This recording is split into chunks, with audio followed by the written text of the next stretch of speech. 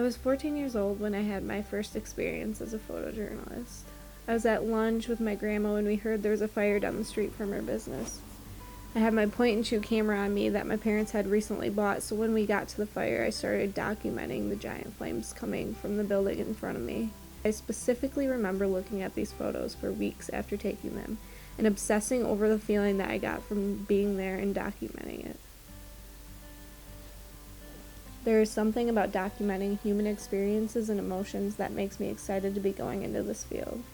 My favorite thing about photojournalism is finding myself in some of the most interesting places, ones that I would never be in if I wasn't a photographer.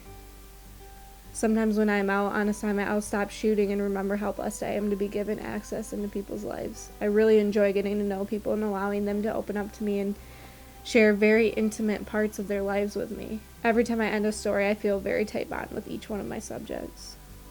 One of my favorite stories that I've worked on is a story on a family that works on a cider mill in St. John's, Michigan. They're the most hardworking family I've ever encountered. The close bond within their family was really inspiring to me. The family was eager to share their experiences working at the cider mill, and in result, I gained access pretty quickly into their lives. I even continue to keep in contact with them.